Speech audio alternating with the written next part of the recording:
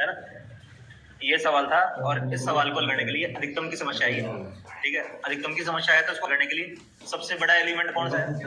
42 है, ठीक है ना। 42 में घटाएंगे तो 0, 7, 14 और 21।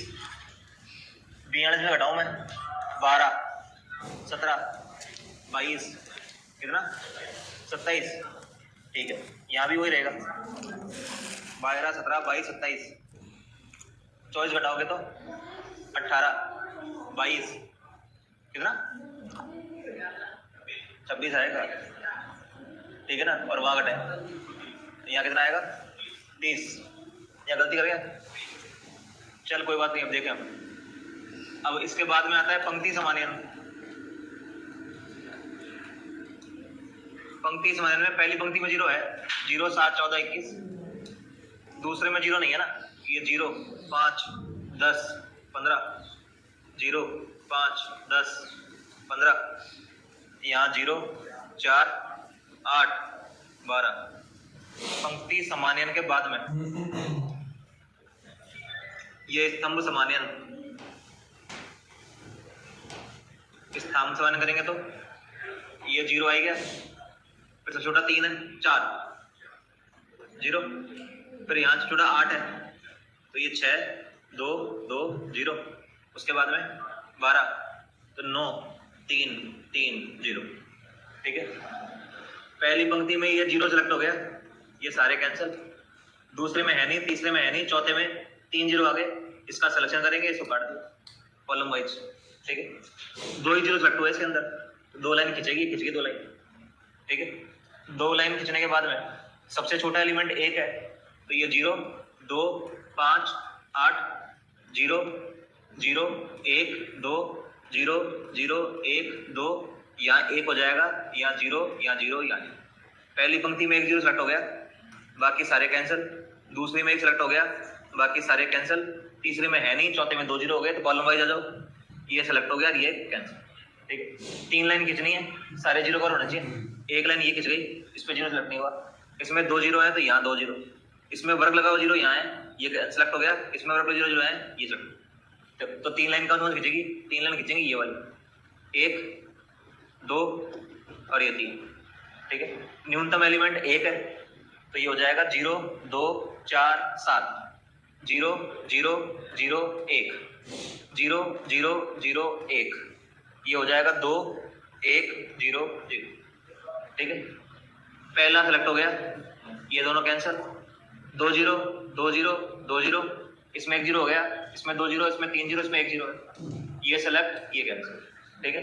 इसके बाद में 1 0 हो गया, यहाँ 2 0 है, यहाँ 2 0 है, यहाँ सिलेक्शन हो गया। अब ऐसे भी सब जगह 2 0 आ रहा है, इसमें से 1 0 सेलेक्ट कर लो, ये काट दिया, ये चल, ठीक है। आंसर कितना था इसका?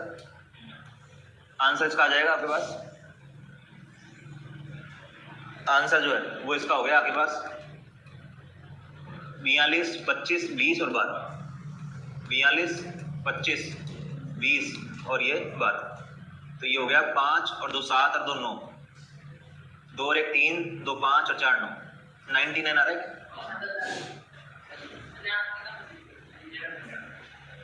ठीक है ना। तो तेरे गलती होगी वहीं पे, कैलकुलेशन में गलती होगी, ठीक है भाई, समझ गए अब, ठीक है ना। हो गया ये सवाल। अच्छा एक और देख लो, एक सवाल और है ना उसके अंदर, जिसमें देखो एग्जाम्पल दिया हुआ है, जिससे ये नियतन समस्या जो है ना खत्म हो जाएगी। क्या एग्जाम्पल नंबर 7, क्वेश्चन नंबर 22, तो ये उदाहरण नंबर 6 का ही तो ये फ्लाइट वाला ही तो है, ये फ्लाइट वाला नहीं करना अपने को, ठीक है ना। मैं एक सवाल बताता हूँ, देखो मैं बताता हूँ, एक सवाल दे रखा है एग्जाम्पल नंबर 7, देखो एग्जाम्पल नंबर 7, देखो एग्जाम्पल नंबर 7, एग्जाम्पल नंबर 7 देखो,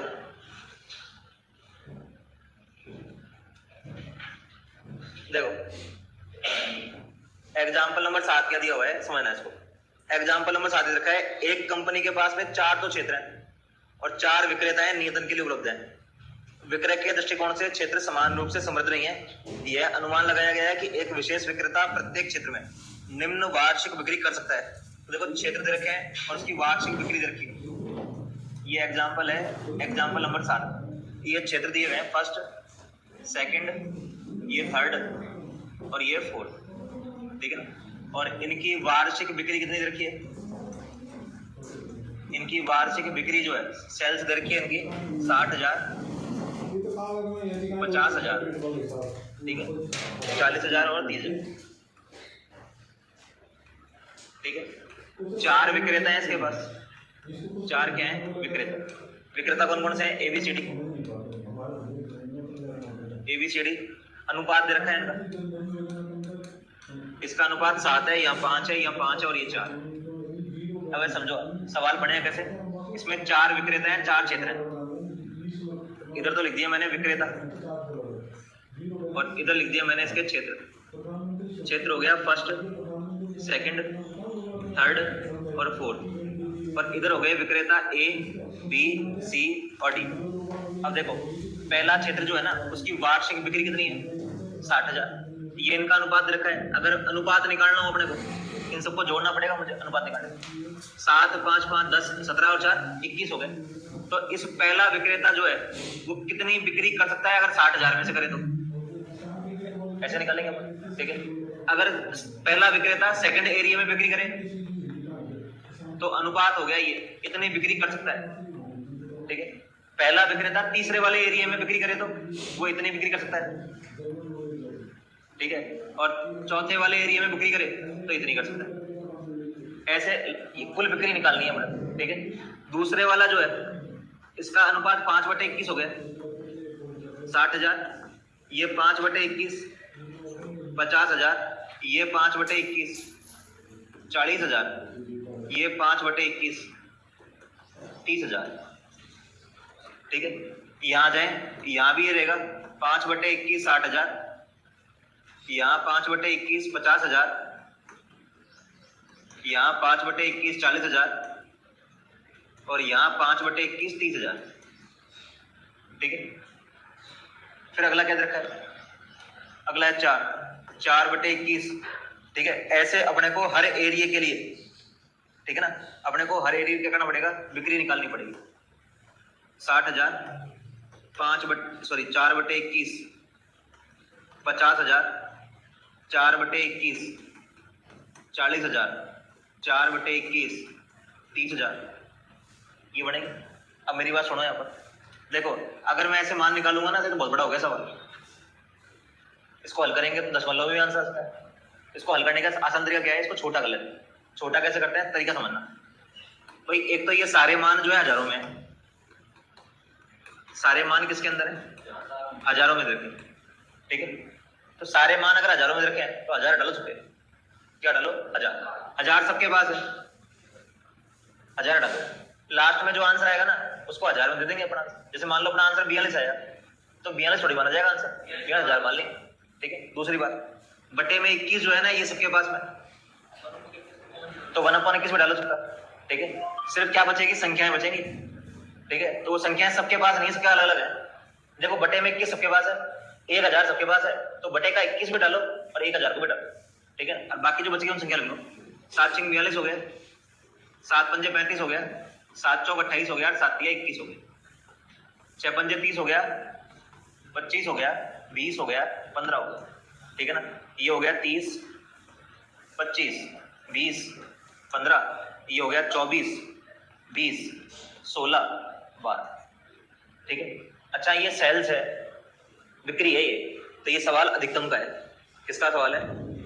यदि कुल वार्षिक बिक्री अधिकतम करने का ध्येय हो तो सर्वश्रेष्ठ विक्रेता की सर्वाधिक समृद्ध, मतलब क्या है? अपने ऐसे समझ लो कि आप ये दुकानदार हो, ठीक है ना, और आपको 4 आदमी लगाने हैं 4 अलग अलग एरिया में, ठीक है ना। 4 एरिया में एजेंसी बांटनी है अपने को। क्या बांटनी है? एजेंसी। अब कैसे बांटोगे? जो कम माल बेचेगा उसको एजेंसी दे देंगे अपन माल अपन एजेंसी किसको देंगे? जो ज्यादा बिक्री कराएगा उसको देंगे। तो इन्होंने क्या दे रखा है? इन्होंने ये दे रखा था इस सवाल के अंदर, ये दिया हुआ है कि देखो इस एरिया की कैपेसिटी 60,000 की है, इस एरिया की कैपेसिटी 50,000 की है, इसमें 60,000 की बिक्री होती है, इसमें 50,000 की बिक्री होती है, इसमें 40,000 की होती है, इसमें 30,000 की, ठीक है। इन विक्रेताओं की कैपेसिटी दे दी है, अनुपात दे दिया कि अगर मान लो 21 माल आपने कार्टून बेचे तो 7 कार्टून ये बेच सकता है, 7 ये 5 ये बेचेगा, 5 ये बेचेगा, 4 ये बेचेगा, ये अनुपात दे दिया। तो इसने क्या किया अपन ने, सबसे पहले बिक्री के हिसाब से सारणी बना ली ऐसे, ठीक है ना। ये पहला विक्रेता है, फर्स्ट एरिया में कितनी बिक्री करता है, 42,000, ठीक है। सेकंड वाले में 35,000 की, थर्ड वाले में 28,000 की, और फोर्थ वाले में 21,000। अब ये पूछ रहा है अधिकतम बिक्री के लिए हल करो। अब ये सवाल किसका आ गया, अधिकतम का, इसको हल करना है। तो अभी जो अपन ने सवाल किया था वो ऐसे ही था, ठीक है। इस सवाल को उतार लो, इसका मान निकाल दो फटाफट, ठीक है ना। ऐसा ही एक सवाल प्रश्नावली में दे रखा होगा, उसके लिए भी ऐसी कैसे बनेगी, अभी कराया था वैसा वैसा सवाल है, ठीक है ना। एक दो फिगर अलग अलग है, बाकी वही है।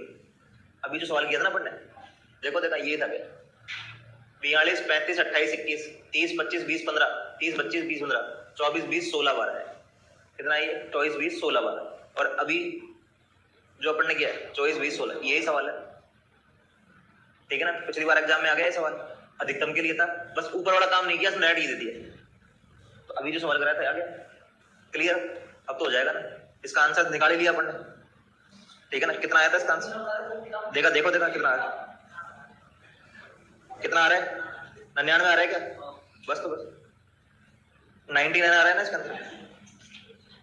इसने तो आंसर दे रखा है कि पहले वाले को तो फर्स्ट एरिया दो, बी वाले को सेकंड दो, सी वाले को थर्ड दो, और डी वाले को फोर्थ। ये तो आंसर आया था अपने पास, ये आंसर हो गया सवाल, इसी किताब का सवाल था। बोलो कंप्लीट, इसको उतार लो। तो क्या है कि फिर इसके नीचे सवाल कर लेना, ये एग्जाम्पल है, ठीक है ना, इसको लिख लो।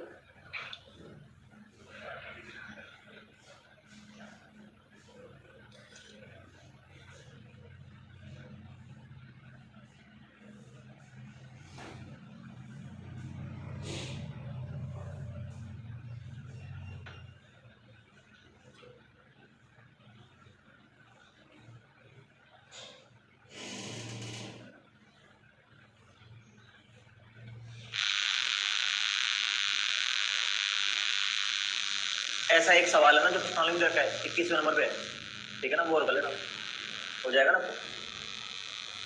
लिख लो।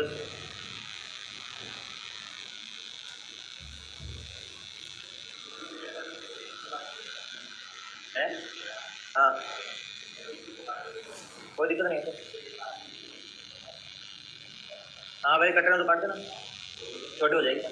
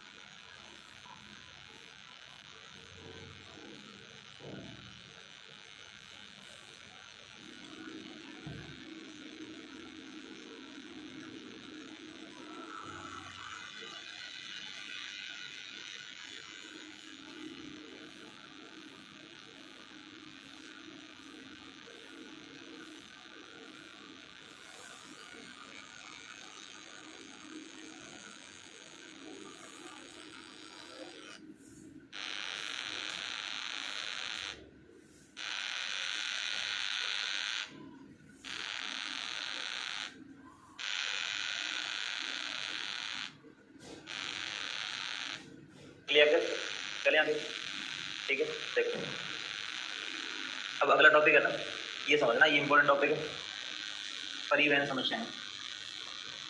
अगला टॉपिक जो है वो क्या है अपने पास, परिवहन समस्या। परिवहन समस्या क्या होती है, आप किसी कंपनी के मालिक हो, ठीक है ना, आपने 4 जगह बड़े बड़े दुकानें खोल रखी है, ठीक है, 4 जगह तुम्हारे गोदाम है, ठीक है।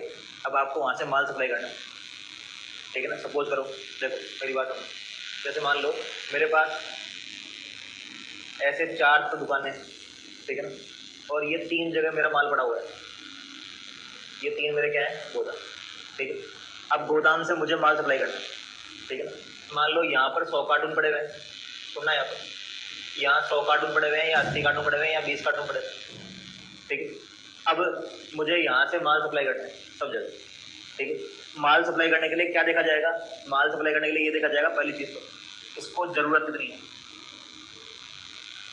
इसकी जरूरत कितनी है। मान लो इसको माल 20 चाहिए तो क्या 100 बेच दूँ क्या इसको, नहीं बेचते ना, कितना माल लेगा ये 20 ही लेगा, ठीक है।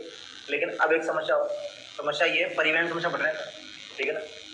मान लो इसको माल चाहिए 40, इसको 20 चाहिए, तुम्हारे पास माल कितना है 100, किसको माल बेचोगे, 40 को बेच देंगे ना। लेकिन दिक्कत ये है कि 40 को बेचेंगे, यहाँ ये दूर हुआ तो अगर ये बहुत दूर हुई दुकान तो इसको माल भेजने में खर्चा भी तो उतना ही आएगा, समझ गए मेरी बात को, क्या कह रहा हूँ मैं आपसे, ठीक समझ रहा है मेरी बात सुनो, ऐसे नहीं, ठीक है ना। अब अपन ये चेक करेंगे कि कहाँ पर कितना माल भेजा जाए कि उसकी डिमांड भी पूरी हो जाए, अपना माल भी पूरा चला जाए और अपनी लागत जो है ना परिवहन की वो भी क्या है कम से कम है, ठीक है ना। आप कोई भी सामान मंगाते हो, आजकल अपन ऑनलाइन खरीदारी करते हैं ना, ठीक है ना, ऑनलाइन खरीदारी करते हैं अमेजन पे, ठीक है ना। अब अमेजन की दुकान ढूंढना है कोई नहीं है ना, लेकिन आप सप्लाई माल अगर आप डालोगे ना उसके अंदर कि ये सामान चाहिए तो कोई तो दिखाएगा कि आपको मैं कल डिलीवरी दे दूंगा, और एक कहेगा आपके पास कि आपके पास डिलीवरी कितने दिन में आएगी, 4 दिन में, कोई कहेगा 8 दिन में आएगी, आती नहीं आती, जबकि एक ही चीज़ है, लेकिन एक तो कह रहा है कि मैं कल ही डिलीवरी कर दूंगा और एक क्या कह रहा है 4 दिन में दूंगा, ठीक है ना। एक कंपनी ऑफर दे रही है कि आपकी डिलीवरी का 4 दिन लगेगा और एक कंपनी कह रही है डिलीवरी का चार्ज लेंगे, ऐसा क्यों कर रहे हो, जहाँ पर भी माल दूर से आ रहा है, ठीक है ना, या उसका डिस्ट्रीब्यूटर यहाँ नहीं है, जहाँ से माल आ रहा है दूर से, तो फिर वो क्या करता है उसकी आपसे चार्ज लेता है, क्या लेता है उसका चार्ज, ठीक है। तो वो का वही काम है परिवहन समस्या के अंदर करना क्या होता है, एक जगह से दूसरी जगह पर माल सप्लाई करना है, ठीक है। एक जगह से दूसरी जगह अगर माल सप्लाई करना है तो माल सप्लाई करने के लिए 2 बातें ध्यान रखनी पड़ेगी, एक तो जो सामने वाला मांग रहा है उसकी डिमांड पूरी हो जानी चाहिए, ठीक है। अपने पास जितना सामान है वो सारा चला भी जाना चाहिए, ठीक है ना, और लागत भी कम से कम आनी चाहिए। भाई परिवहन की लागत जो होती है ना वो देखी जाती है, आज एक मोटरसाइकिल लेने जाते हो, जयपुर से लेने जाओगे तो पैसे कम लगते हैं, 1000 रुपये सस्ती है, ठीक है ना, और दौसा में 1000 रुपये के महंगी, क्यों है ऐसा, जहाँ से वो आ रही है, हाँ तो जहाँ से वो आ रही है वहाँ से जयपुर आ रही है, फिर जयपुर वाला क्या कर रहा है दौसा, तो दौसा भेज रहा है तो लागत तो जोड़ेगा ना उससे, ठीक है। तो अपने लिए तो क्या हो रहा है वो लागत जुड़ के तो आ रही है अपने पास, ठीक है ना। इसलिए क्या होता है बड़ी बड़ी कंपनियां क्या करती हैं, बड़ी बड़ी कंपनियां बड़े बड़े MBA वालों को रखती हैं, MBA करते हैं ना लोग, मैनेजमेंट का कोर्स करते हैं, उनका काम क्या होता है, उनका काम यही है, ठीक है ना। MBA कोर्सेज में ये चीज़ चलती है, वहाँ यही सिखाया जाता है कि कहाँ पर कितनी सप्लाई देनी है, ठीक है ना, ताकि अपनी लागत क्या है कम से कम है। अपन भी नहीं सोचते क्या, अगर मान लो कोई चीज़ लेने जा रहे हो आप जयपुर, आप खुद नहीं सोचते क्या कि यार मैं एक बार जाऊँगा जयपुर, ठीक है, तो मैं 4 चीज़ लाने की कोशिश करूँगा, यार ये भी ले चलता हूँ, ये भी ले चलता हूँ, बाद में भी आऊँगा, क्या मतलब है, क्यों सोचता है आदमी, क्योंकि परिवहन की लागत है, ठीक है ना। बड़ी बड़ी कंपनियां हैं जो ट्रकों में माल सप्लाई करती है, जिनके ट्रक चलते हैं, ठीक है, अब वो ट्रक वाला क्या करता है वो भी ऐसे ही सप्लाई कर देता है, ठीक है ना। यहाँ से मान लो जयपुर माल जाना है तो वो खाली यहाँ से जयपुर जाने का ही भाड़ा थोड़ी लेगा, वो तो वापस आने का भी लेगा आपसे, वो कह देगा आपको कि मैं लेके तो जाऊँगा लेकिन खाली थोड़ी आऊँगा, वो क्या बोलूँगा खाली आऊँगा मैं तो वहाँ से मेरे पास मेरे को कौन देगा कुछ, मेरा जाने का आने का दोनों को देना पड़ेगा। लेकिन अगर वही काम आप क्या कर दो, आप कह दो ना उससे यहाँ से चला जा, इतने पैसे मैं दे दूंगा, वहाँ से वो माल भेजेगा उतने पैसे वो दे देगा, तो आपको भी सस्ता पड़ेगा, ट्रक वाले का फायदा हो गया। तो क्या कर रहे हैं अपन, परिवहन की लागत कम कर रहे हैं, ठीक है ना। तो यही काम यहाँ करना है, परिवहन समस्याओं, ठीक है। परिवहन समस्याओं का प्रारूप कैसा होता है वो मैं समझा रहा हूँ आपको, ठीक है ना। परिवहन समस्याएं हल करने से पहले क्या क्या चीज़ देखनी है, जैसे अपन ने नियत समस्या हल करी, नियत समस्या हल की ना, तो अपन ने